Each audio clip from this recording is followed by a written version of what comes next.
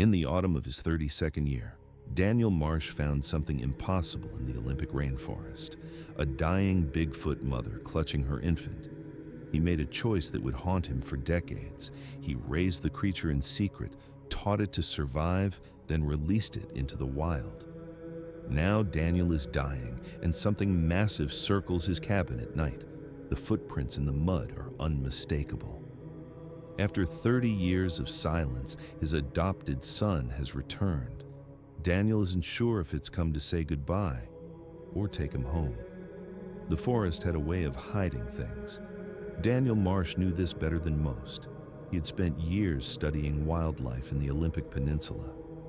But nothing prepared him for what he found that autumn morning. He was following a trail of broken branches. Something large had moved through here recently. The damage was too high for a bear, too deliberate for a fallen tree. His scientific mind searched for explanations. His gut told him to turn back. The smell reached him first. Blood mixed with something musky and wild. It reminded him of the great apes he had studied in graduate school. But there were no apes in Washington state, at least none that science had documented. He pushed through a wall of ferns and stopped breathing. A massive creature lay against a fallen cedar. Reddish-brown fur covered a body that seemed impossibly large.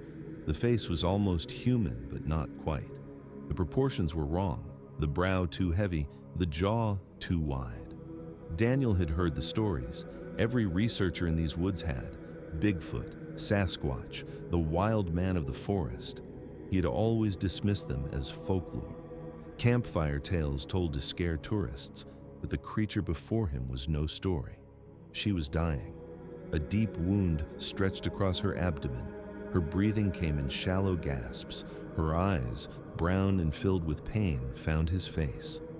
There was intelligence there, recognition, fear. Then he saw the infant. It was tucked against her chest, barely visible beneath her protective arm. No larger than a human newborn, but covered in fine, dark fur. It was watching him with eyes that held far too much awareness for something so small. The mother made a sound, low and rumbling. Her massive hand trembled as she pushed the infant toward Daniel. The message was clear even across the boundary of species. Save him, please. Daniel knelt slowly. His hands shook as he reached for the baby Bigfoot. The mother watched him take her child. Something like relief crossed her strange face. Then her eyes went still. The infant did not cry.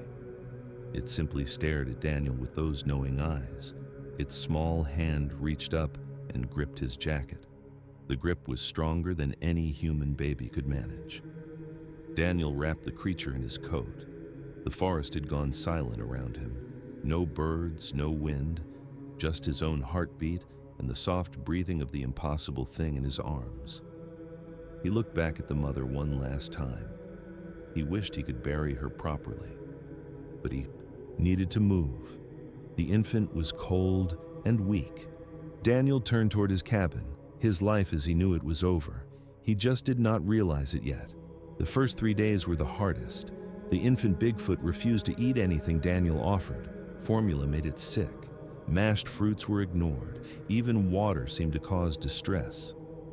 Daniel barely slept. He held the creature against his chest and paced the small cabin. Its breathing grew weaker with each passing hour. He was watching it die, and there was nothing in his training that could help. On the third night, desperation drove him to the creek behind his cabin. He caught a small trout with his bare hands. Exhausted and out of options, he brought it back and held it near the infant's mouth. The Bigfoot's nostrils flared. Its eyes opened wide. Before Daniel could react, tiny hands grabbed the fish and sharp teeth tore into the flesh. Within minutes, nothing remained but bones. Daniel caught 3 more fish that night. The creature ate them all. He named it Eli, after his father who had died the previous winter. It felt right somehow, a way of honoring one life by saving another, even if that life was something science said should not exist. The following weeks blurred together. Daniel reinforced his cabin walls. He covered the windows with heavy curtains. He told his research supervisor he needed extended personal leave. A family emergency, he said. It was not entirely a lie. Every night he wrote in his leather journal. He documented Eli's diet, his growth, his behaviors. The scientist in him could not help it, but he also wrote his fears. If anyone finds out, they will take him.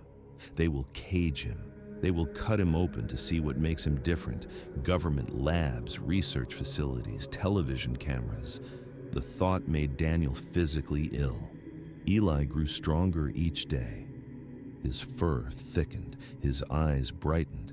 He began making sounds that were almost like words, deep rumbling notes that seemed to carry meaning Daniel could not yet understand. Winter arrived with heavy snows. The cabin became their entire world. Daniel would wake in the darkness to find Eli curled against him. The creature's small hand always gripped his shirt, as if afraid Daniel might disappear. One night, a terrible storm shook the walls. Thunder cracked overhead. Eli trembled and buried his face against Daniel's chest. Without thinking, Daniel began to hum a lullaby his mother used to sing. The Bigfoot went still. Then slowly, clumsily, he tried to hum along. Daniel felt tears on his cheeks. He was not just keeping this creature alive. He was raising him, teaching him, becoming something he never expected. Outside, the storm raged. Inside, a man and a Sasquatch held each other against the darkness. Two orphans finding family in the most impossible way. The world would never understand. Daniel accepted that now, but understanding did not matter. Only Eli mattered, only keeping him safe. Spring arrived slowly in the mountains. Snow melted into rushing streams. The forest came alive with birdsong and new growth, and inside the cabin, something remarkable was happening. Eli was learning to speak. It started with simple sounds. Daniel would point at the creek and say water. Eli would try to repeat it. His mouth was not built for human language. The sounds came out deep and distorted, but they were close enough. They developed their own system. Gestures for danger, a low hum for food, a clicking sound that meant stay hidden. Daniel taught Eli words. Eli taught Daniel to listen to the forest in ways he never had before. The young Sasquatch was growing quickly now. In just a few months, he had doubled in size. His fur had darkened to a rich auburn color. His eyes held an intelligence that sometimes frightened Daniel with its depth. One morning, Daniel woke to find Eli had arranged stones in a perfect circle around his sleeping bag. The creature sat watching him with obvious pride. "Safe," Eli said in his rumbling voice. "You safe now." Daniel stared at the careful arrangement. The stones were evenly spaced, deliberately placed. This was not instinct. This was thought, planning, care. He realized then that he was not raising an animal. He was raising a child. The days took on a new rhythm. Morning lessons in language and behavior, afternoon walks in the forest when Daniel was certain no one else was around, evening meals of fish and foraged plants that Eli seemed to know were edible. Eli had knowledge Daniel did not possess. He could find food where Daniel saw only leaves.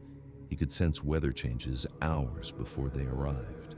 He knew which trails were safe and which held danger. "My mother," Eli said one evening. They were sitting by the creek watching fish swim past. "She teach me." Daniel felt his chest tighten. "Before. She teach me before." It was the first time Eli had mentioned her. Daniel did not push for more. He simply placed his hand on Eli's shoulder. The Sasquatch leaned into the touch. They sat in silence as the sun disappeared behind the mountains. The forest filled with evening sounds, owls beginning their hunts, frogs singing from the marshes, wind moving through ancient trees. Daniel thought about the mother who had died to save her child. He thought about his own father, gone too soon. Loss had brought them together. Love was making them family. That night, Eli slept beside Daniel's bed instead of on it. He was getting too big to share the small mattress, but his hand still reached up to grip Daniel's sleeve. "Father," Eli said softly. The word was clumsy but clear. Daniel closed his eyes and let the tears come. He had never planned to be a parent, certainly not to a creature that was supposed to be a myth. But here in the darkness, holding the hand of his impossible son, nothing had ever felt more real. The ranger's truck appeared without warning. Daniel heard the engine before he saw the vehicle coming up the muddy road. His blood turned to ice. Eli was outside, playing in the trees behind the cabin like he did every morning. Daniel ran to the back door and made the clicking sound they had practiced. "Stay hidden. Do not move." He watched Eli vanish into the underbrush. The Sasquatch moved like smoke when he wanted to, silent and fast despite his growing size. Daniel forced himself to breathe as he walked to the front door. The ranger was a young man with a friendly smile. "Just checking on you," he said. "Folks at the station were worried. You have been up here alone for months now." Daniel smiled back. His face felt like a mask. "I'm fine. Just needed some time away. Research project. Solitary species observation." The ranger nodded, but his eyes moved to the cabin windows. Daniel had covered them with thick curtains. Nothing suspicious about that. Lots of researchers value their privacy. "Well," the ranger said slowly, "just know we are here if you need anything. These woods can get to people after a while. Isolation does strange things to the mind." Daniel thanked him and watched the truck disappear down the road. His hands did not stop shaking for an hour. That was the first close call. It would not be the last. Over the following seasons, danger came in many forms.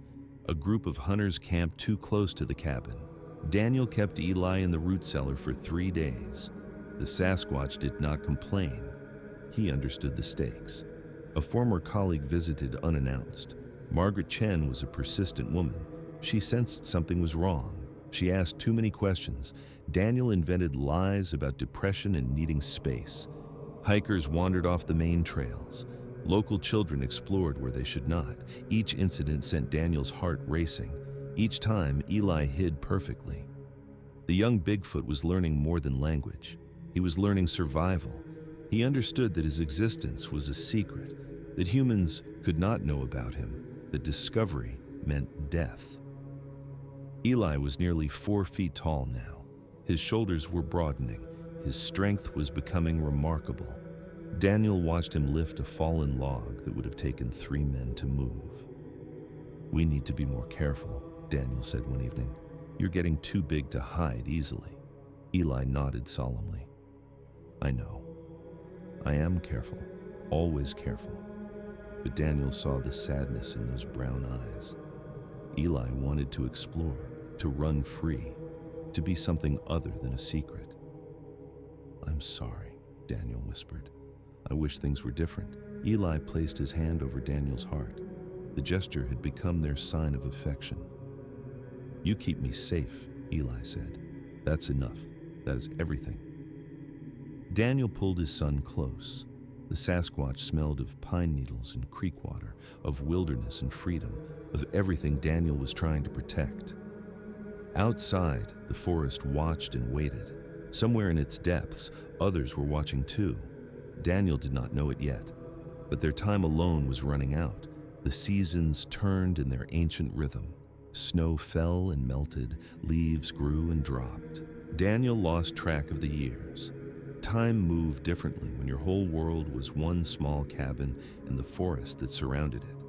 Eli grew taller with each passing season. His fur darkened to deep reddish brown. His voice dropped to a resonant bass that seemed to vibrate in Daniel's chest. He was no longer an infant or even a child. Daniel shifted from caretaker to teacher. He showed Eli how to catch fish in the deeper pools, which berries were safe and which would cause sickness, how to read the clouds for coming storms. But Eli taught Daniel far more. The young Sasquatch showed him trails that no human eye could see, paths worn by generations of creatures who had walked these woods since before memory. He demonstrated how to move without leaving tracks, how to become invisible among the trees. "Watch," Eli would say. Then he would step into a thicket and vanish completely. Daniel would be staring right at him and see nothing but shadows and leaves. "My people have always known these ways," Eli explained. "The forest hides us. We hide in the forest. We are the same thing." He took Daniel to places that felt sacred, hidden groves where the oldest trees reached toward the sky, caves painted with images that might have been centuries old, a waterfall that thundered into a pool of perfect blue. "My mother brought me here," Eli said at the waterfall. "Before, when I was very small. She said our ancestors walked here when the world was young." Daniel listened to these stories with wonder. Eli's people had their own history, their own culture, their own way of understanding the world. They were not just animals hiding in the wilderness. They were a civilization that had chosen to remain hidden. The bond between them deepened in ways Daniel could not explain. They were not the same species. Their worlds could not have been more different, yet they understood each other perfectly. One evening, they sat on a ridge watching the sun set over the mountains. The sky turned to orange and pink and finally deep purple. Stars emerged one by one. "Father," Eli said. That word still made Daniel's heart swell. "When I'm old, will I remember this?" Daniel looked at his impossible son. The Sasquatch was nearly 6 feet tall now, powerful and wild and beautiful. "I hope so," Daniel answered. "I hope you remember all of it, the good times and the hard times, everything we built together." Eli nodded slowly. "I will remember you, always, no matter what happens." The words carried a weight that made Daniel uneasy, as if Eli knew something was coming that Daniel could not see. But the moment passed. The stars continued their slow wheel overhead. Father and son sat together in comfortable silence. The forest breathed around them, ancient and patient and full of secrets, keeping them safe for one more night. The sound woke Daniel from a dead sleep, low and rumbling, coming from somewhere deep in his chest before he realized it was not coming from him at all. Eli stood at the window, perfectly still, every muscle rigid, his eyes fixed on the darkness outside. "What is it?" Daniel whispered. He reached for the flashlight beside his bed. "Do not," Eli said. "No light. Just look."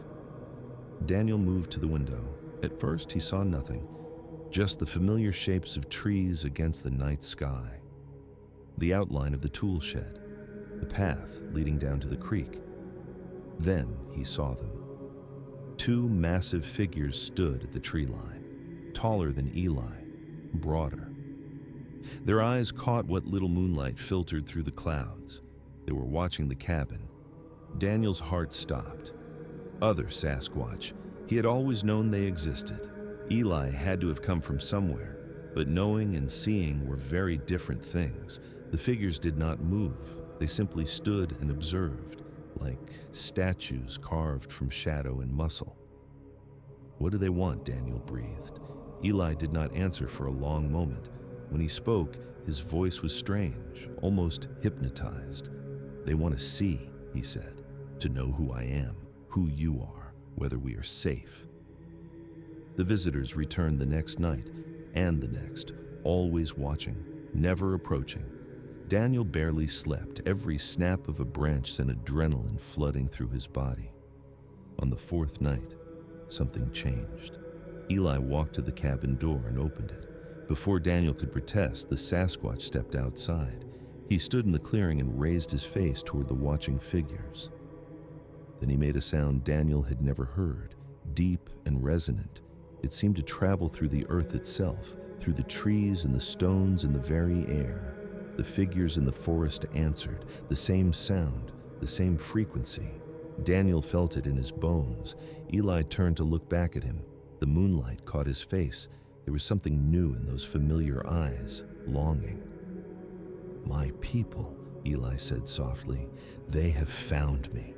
Daniel felt his chest crack open. He had always known this day would come. He had prepared himself for years, but preparation meant nothing against this sudden crushing weight. The figures melted back into the forest. But their message was clear. They knew where Eli was. They would return. Eli came back inside and closed the door. He would not meet Daniel's eyes. Neither of them slept that night. They sat together in darkness while the forest breathed around them. While somewhere in its depths, others waited. Things were about to change. Daniel could feel it like a coming storm. The only question was whether either of them was ready. Eli stopped eating. He paced the cabin floor like a caged animal, back and forth, his eyes always drifting toward the window. The other Sasquatch had not returned to the clearing, but they had not left either. Daniel found their tracks throughout the surrounding forest, massive footprints that circled ever closer. They were waiting. Eli began disappearing for hours at a time. He would slip away at dawn and return after dark. His fur would be wet with dew, his eyes distant and troubled. "Where do you go?" Daniel asked one evening. "What do you do out there?" Eli shook his head slowly. "I listen. They call to me. Their voices are in the wind, in the water, everywhere." "What do they say?" "Come home." The words hit Daniel like a physical blow. He had known this would happen. From the very first day, he had understood that Eli belonged somewhere else, with his own kind, in the wild where he was meant to be. But knowing did not make it easier. Love never did. Daniel sat at his desk that night and wrote until his hand cramped. The words poured out in a flood of grief and acceptance. "I saved his life, but I cannot be his life. He is not a pet, not an experiment, not something I can keep in a cabin forever. He is a person, a thinking, feeling being who deserves to live among his own people." He stopped writing and looked at the sleeping figure on the floor. Eli had grown too large for any bed. He curled up on blankets now, his massive form taking up half the room. Keeping him would be selfish, cruel even. He needs the forest. He needs his people. He needs to be free. The following morning, Daniel made his decision. He found Eli standing at the edge of the clearing. The Sasquatch was staring into the trees, listening to sounds Daniel could not hear. "Eli," Daniel said. His voice cracked, but he forced himself to continue. "It is time." The Sasquatch turned. His brown eyes searched Daniel's face. Understanding dawned slowly. "You are letting me go." "I am not letting you go." Daniel stepped closer. "I'm giving you back to the forest, to your people, to the life you were always meant to have." Eli was quiet for a long moment. When he spoke, his voice was barely a whisper. "Will you come with me?" Daniel felt tears on his cheeks. "I cannot. I'm not made for your world. I would only slow you down, hold you back." Eli nodded slowly. The grief in his eyes matched Daniel's own. "But I will always be here." Daniel touched his chest. "In here. You are my son. That will never change, no matter how far you go." The forest rustled around them. Somewhere in its depths, voices were calling. "Tomorrow," Daniel said. "We will go tomorrow. I will take you to the valley where I found you, where your mother died. You can begin again there." Eli said nothing. He simply placed his massive hand over Daniel's heart. They stood like that until the sun disappeared, father and son, saying goodbye without words. They left before dawn. The forest was still dark. Mist hung in the valleys like something alive. Daniel led the way, though Eli could have found the path blindfolded. Neither of them spoke. Words felt too small for what they were feeling, too fragile for the weight of this journey. They walked all day, through thickets and across streams, over ridges and down into hidden valleys. The terrain grew wilder the deeper they went, fewer trails, no signs of human passage. Evening arrived as they reached the place where everything had begun. The fallen cedar still lay where it had fallen all those years ago. Moss had claimed it now. Mushrooms grew from its rotting bark. Daniel remembered finding Eli's mother here, her body broken, her eyes full of desperate hope. Save him, those eyes had begged. Please. He had tried. Every day since he had tried, They made camp beside the cedar. Daniel built a small fire. Eli sat across from him, his massive form barely visible in the flickering light. "I need to tell you something," Daniel said. He pulled out his worn journal. "This has everything. From the day I found you until now, every meal, every word you learned, every close call we survived." He handed the journal to Eli. The Sasquatch took it carefully, his huge hands gentle. "Your mother saved you by giving you to me. I saved you by keeping you hidden, but you saved me too, Eli. You gave me purpose, family, love. I was so alone before you came." Eli opened the journal. He could not read human writing, but he touched the pages with reverence, understanding their meaning if not their words. "I remember her," Eli said softly. "My mother, just a little. Her smell, her warmth, the sound of her heart. She loved you," Daniel said. "That is why she trusted me. A complete stranger, a human. She saw something in me, something that told her you would be safe." The fire crackled between them. The forest had gone utterly silent, as if every living thing was listening. "Father," Eli said. The words still made Daniel's heart ache. "I'm afraid." "Of what?" "Of forgetting. Of losing what we had. Of becoming just another creature in the forest with no memory of what love feels like." Daniel moved around the fire and sat beside his son.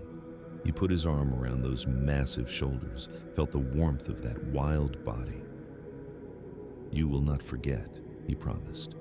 "Love does not disappear just because we are apart. It stays here." He touched Eli's chest. "It becomes part of who you are." Dawn came slowly. The mist began to glow with soft golden light, and from somewhere in the forest, voices rose, the calls of Eli's people, welcoming him home. Eli stood. He was trembling, fear and excitement and grief all tangled together. He turned to Daniel one last time. Their eyes met. So much passed between them in that look, years of memories, a lifetime of love. Then Eli placed his hand over Daniel's heart. He held it there for a long moment. When he finally pulled away, Daniel saw tears on that strange and beautiful face. "Goodbye, Father." Eli turned and walked into the forest. Within seconds, the trees had swallowed him completely. Daniel stood alone in the clearing. The calls faded. The silence returned. He wept until he had nothing left. Then he began the long walk home. The cabin felt like a tomb. Daniel moved through the empty rooms like a ghost. Eli's scent still clung to the blankets. His footprints were still pressed into the muddy path outside. Everywhere Daniel looked, he saw absence.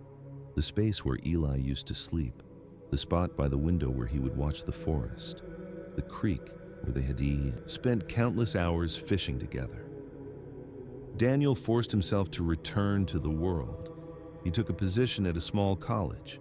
He taught classes on wildlife biology. He published papers that said nothing about what he actually knew. Years passed. His hair went gray. Lines appeared around his eyes. The young man who had found a dying Sasquatch became an old man who kept impossible secrets. He tried relationships, a woman named Sarah who laughed easily and loved hiking, a colleague named James who shared his passion for conservation. Neither lasted. How could they? Daniel could never fully open himself, never share the truth that defined his life. Every few months he returned to the cabin. He would hike to the valley where he had released Eli and leave offerings, fish wrapped in leaves, berries gathered from the surrounding slopes, small tokens of love sent into the void. Eli never appeared, but Daniel found signs that his son remembered. A perfectly round stone placed on the fallen cedar, a feather from a bird Daniel could not identify. Once, a piece of carved wood shaped like a fish. Someone was watching. Someone was leaving gifts in return. Daniel clung to these small miracles, like a drowning man clings to driftwood. The seasons turned, spring to summer, fall to winter, again and again until Daniel lost count. He marked time by the offerings he left and the treasures he found. His colleagues thought he was eccentric. His students whispered about the sad professor who lived alone. Nobody knew that he carried a secret worth more than anything they could imagine. One autumn evening, Daniel sat on the ridge where he and Eli had watched so many sunsets. The sky was painted in shades of orange and gold. The forest stretched below like a vast green sea. "I miss you," he said aloud. The words disappeared into the wind. Every single day. The forest did not answer. It never did. But Daniel felt something, a presence, a warmth, as if Eli was out there somewhere, listening. He stayed until the stars emerged. Then he walked back to his cabin in darkness, navigating by memory and faith. The empty years stretched on. But they were not truly empty. They were full of waiting, full of hope, full of love that refused to die, no matter how much distance separated them. Daniel did not know that the waiting was almost over, that his whole world was about to change again. Some truths take decades to arrive, but when they come with thunder. The doctor's words seemed to come from very far away. Terminal. 6 months, maybe less. There were treatments to try, but realistically, nothing would change the outcome. Daniel sat in the sterile office and felt nothing. Not fear, not sadness, just a strange, hollow acceptance. He was 64 years old. He had lived a full life, a secret life, but a full one. The drive back to his cabin took hours. The road wound through mountains he had walked for decades, trees he had known since they were saplings, streams where he had caught countless fish to feed an impossible child. What should he do with the time he had left? Write his story? Leave evidence for the world to find? Finally prove that Bigfoot was real? No. The answer came immediately. Eli's safety mattered more than scientific recognition. It had always mattered more. Daniel would take his secret to the grave. He arrived at the cabin as darkness fell. The familiar shape emerged from shadows, the same walls that had sheltered his greatest joy, the same windows that had watched over his deepest love. Daniel built a fire and sat before it. He thought about everyone he would leave behind. Margaret Chen, who had never stopped being suspicious. His students, who thought he was strange but brilliant. A handful of distant family members who barely knew him. None of them would ever understand his life. None of them would know what he had done, what he had sacrificed, what he had gained. The fire burned low. Daniel's eyes grew heavy. He was about to surrender to sleep when he heard it. Footsteps, heavy and deliberate, coming from the forest outside. His heart lurched. It was probably a bear, or a deer, or his imagination playing tricks on a tired old man. Then the sound came. Low and resonant, it vibrated in his chest like a half-remembered song, a sound he had not heard in 30 years. Daniel moved to the window with shaking hands. The moonlight was strong tonight. It painted the clearing in silver and shadow. At the tree line, something massive stood watching. It was too tall for a bear, too broad for an elk. It stood upright on 2 legs, covered in dark reddish-brown fur that caught the moonlight. Daniel pressed his hand against the glass. His breath fogged the window. Tears he did not remember crying streamed down his face. The figure raised one massive hand, placed it against its chest, over its heart, their old gesture, their sign of love. "You know," Daniel whispered. "Somehow, you know." The Sasquatch held the pose for a long moment. Then it melted back into the forest, disappeared like it had never been there at all. But Daniel knew the truth. After 30 years of silence, his son had returned. The question was why. Morning light revealed what darkness had hidden. Footprints circled the cabin in a perfect ring. Each one was enormous, far larger than the prints Daniel remembered from Eli's childhood. He measured them with trembling hands, 18 inches long, 7 inches wide. The creature that made these tracks was massive, fully grown. The following nights brought more visits. Daniel would wake to sounds of movement outside, heavy footsteps circling, breathing that seemed to shake the walls. But whenever he looked out the window, he saw nothing. Then, the gifts began to appear.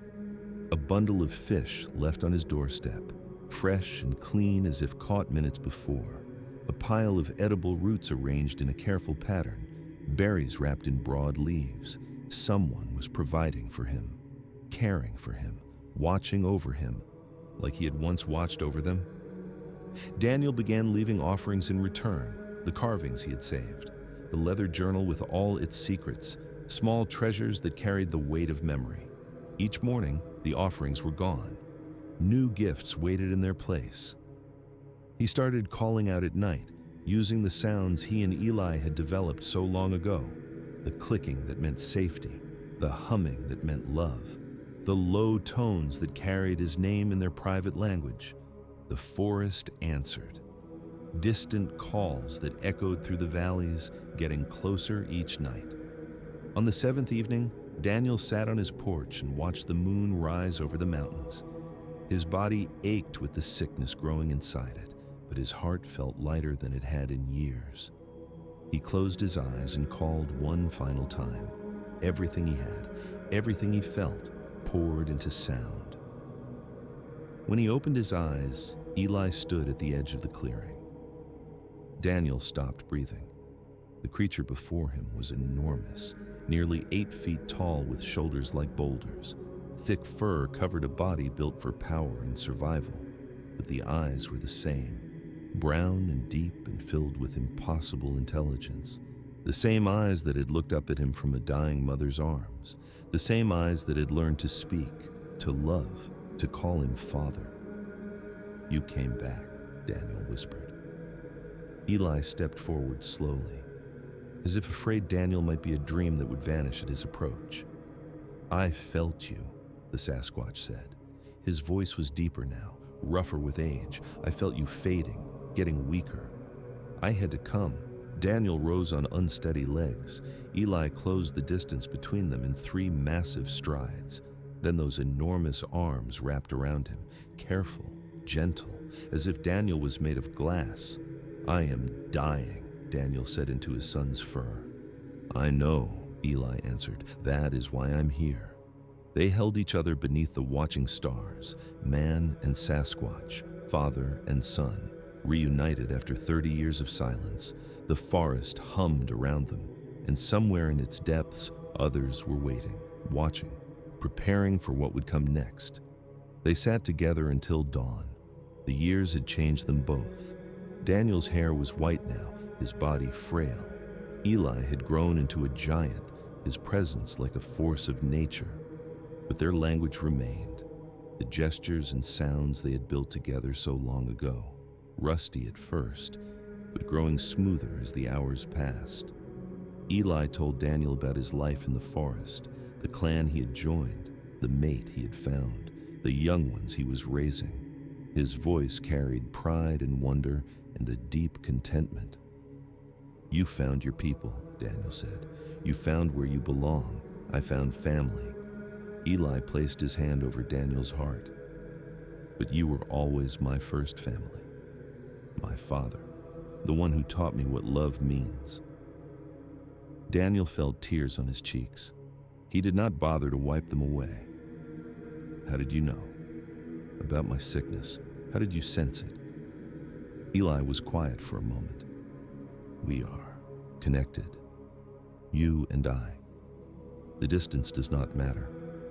When you hurt, I feel it. When you weaken, something in me weakens too." The Sasquatch leaned forward. His eyes were intense. "We've been watching you for years, Father. Every time you came to the valley, every offering you left, we saw it all. We, my clan, my people.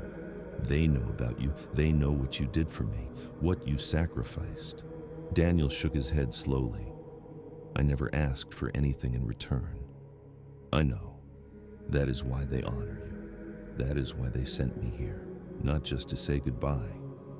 The words hung in the air. Daniel felt something shifting, some new possibility taking shape. "What do you mean?" Eli reached out and took Daniel's hands in his massive palms. There is a place, deep in the wilderness where no human has walked in centuries, where my clan lives, where the oldest of our kind go when their time comes. He paused. They want to offer it to you. Daniel stared at his son. I do not understand. Come with me. Eli's voice was barely a whisper.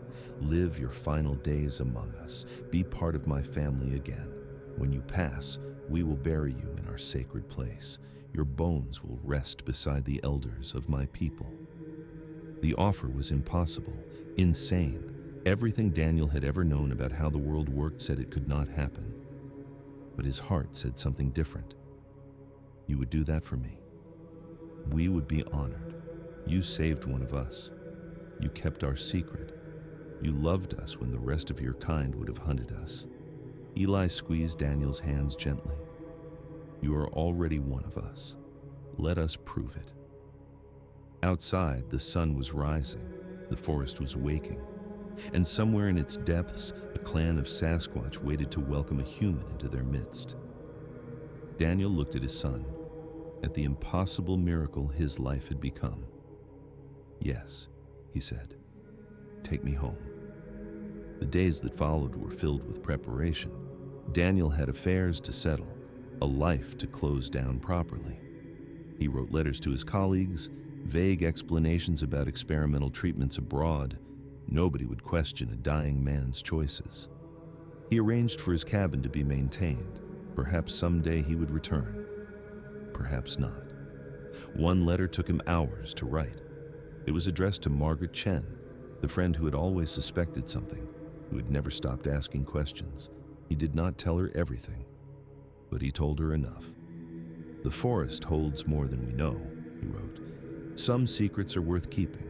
Some truths are too precious to share with a world that would not understand. He left the letter in his desk drawer. She would find it eventually. She would know what to do with it. Through all of this, Eli visited every night. They talked for hours. The Sasquatch shared more about his people, their customs and traditions, their understanding of death and what lay beyond. We do not fear dying, Eli explained. We see it as returning. The body goes back to the earth. The spirit goes back to the forest. We become part of everything we by our nerds loved. Daniel found comfort in these words. His scientific training had never offered much solace about mortality, but there was something peaceful about Eli's view, something true. Tell me about your family, Daniel asked one evening. Eli's face softened. My mate is called Moonshadow in your tongue. She is strong and kind. She was suspicious of you at first, the human who raised me, but she has come to understand. And your children? 2. A boy and a girl. The boy is serious like me. The girl is wild like the wind. They are curious about you, the strange creature their father loves. Daniel smiled. Strange creature? Yes, I suppose I am. To them at least, Eli laughed. The sound was deep and rumbling, like distant thunder. You will meet them soon. They are eager. Afraid too, but mostly eager. The final night arrived. Daniel walked through his cabin one last time. He touched the walls that had sheltered so many secrets, the window where Eli had watched the darkness, the floor where they had played and fought and loved. Goodbye, he whispered to the empty rooms. Thank you for keeping us safe. He stepped outside. Eli waited at the edge of the clearing. Moonlight caught his fur and made it glow. Are you ready? Daniel looked back at his cabin, his old life, his human world. Then he looked forward, toward the forest, toward his son, toward an ending he never could have imagined. Yes, he said, I am ready. They walked into the darkness together. The forest closed behind them like a curtain falling on the final act. Daniel Marsh disappeared from the human world that night, but his story was just reaching its true conclusion. The journey took many days. Daniel lost count somewhere in the wilderness. Time moved differently here, measured in footsteps and heartbeats rather than hours and minutes. Eli walked slowly to match Daniel's pace. The old man's body was failing faster now. Each hill felt like a mountain. Each stream crossing required rest. But Daniel did not complain. Every step carried him closer to something remarkable. Every breath brought new wonders. The forest here was ancient beyond imagination. Trees rose like pillars holding up the sky. Moss carpeted everything in shades of emerald and jade. The air smelled of earth and rain and growing things. On the third day, others began to appear. A massive figure emerged from the shadows ahead, then another behind them. Within hours, a dozen Sasquatch had joined the journey, all of them watching Daniel with curious eyes. "My clan," Eli said. "They wanted to meet you. They kept their distance at first, wary of the human in their midst, but they watched how Eli cared for Daniel, how he helped him over fallen logs, how he shared his food, how he spoke to him with obvious love." By the fifth night, they had moved closer. One of them, an elder female with silver streaking her fur, approached Daniel directly. She studied him for a long moment, then she placed her hand over his heart, the same gesture Eli used. The gesture of family. "Welcome," she said. The word was rough but clear. Daniel felt tears streaming down his face. "Thank you." The clan accepted him, not as a curiosity or a threat, but as kin. The human who had saved one of their children, who had kept their existence a secret, who loved them enough to walk into the unknown. On the final morning, they crested a ridge, and Daniel saw it, a hidden valley surrounded by impossible peaks, waterfalls cascading down cliffs into crystal pools, forest so thick and green it seemed to glow. "Home," Eli said softly. They descended into the valley as the sun rose. Light flooded the landscape, revealed the shapes of structures among the trees, shelters built from branches and stone, signs of a civilization that had remained hidden for countless generations. Sasquatch emerged to greet them, young ones who stared with wide eyes, adults who nodded with respect, elders who watched with something like reverence. A smaller figure pushed through the crowd, then another. "Father," Eli called. "These are my children." Two young Sasquatch stood before Daniel. The boy was serious and still. The girl bounced with barely contained energy. "You are the grandfather," the girl said, "the one from the stories." Daniel knelt slowly, painfully. His joints screamed, but he did not care. "Yes," he said, "I am." The girl threw her arms around him, warm fur and wild energy and pure innocent joy. Daniel held his grandchildren for the first time, in a valley that existed on no map, surrounded by creatures that science said could not exist. He was finally home. The final weeks of Daniel's life were the most peaceful he had ever known. He lived among the clan and learned their rhythms, their songs at sunset, their rituals of gratitude, their quiet way of moving through the world. Eli's mate, Moonshadow, brought him food each morning. She no longer watched him with suspicion. Instead, she treated him like honored family, an elder deserving of care and respect. The children visited every day.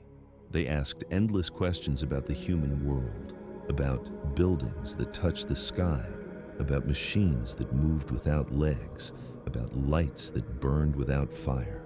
Daniel told them stories until his voice gave out, about cities and oceans and all the strange wonders of his vanishing species. But he also told them the truth about the destruction humans had caused, the forests they had cut, the animals they had driven away, the balance they had broken. "That is why we hide," Eli explained to his children.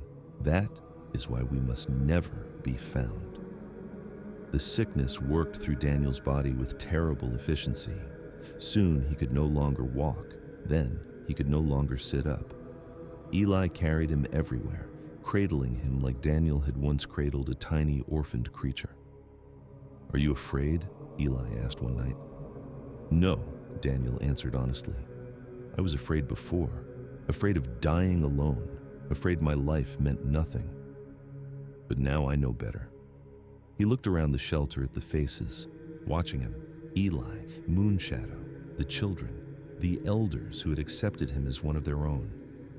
I saved a life, and it led to this: a family, a purpose, a love that crossed every boundary I thought was real. What more could anyone ask for? The final morning arrived with soft golden light. Daniel asked to be carried outside, to see the valley one more time. Eli lifted him gently and walked to a ridge overlooking everything. The waterfalls caught the sunrise and scattered rainbows across the mist. The forest stretched endlessly in every direction. "It is beautiful," Daniel whispered. His voice was barely a breath now.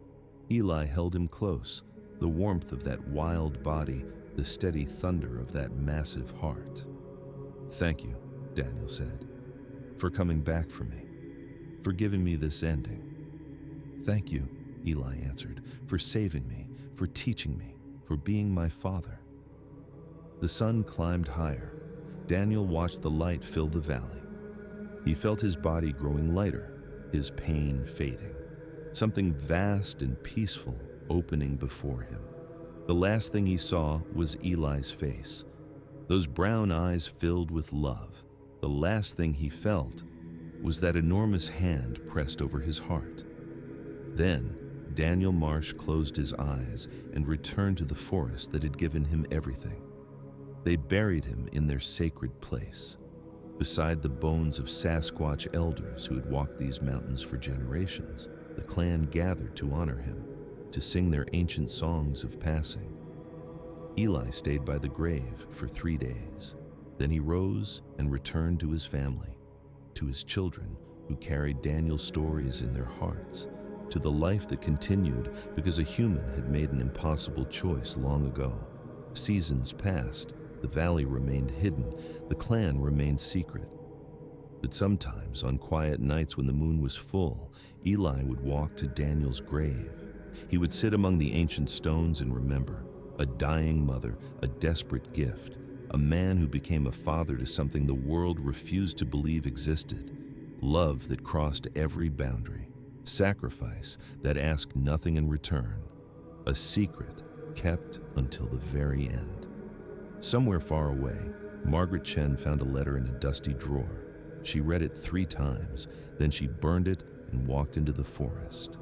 She left offerings by the old cedar, fish and berries and small carved stones. She never saw anything, but sometimes she felt watched, and that was enough.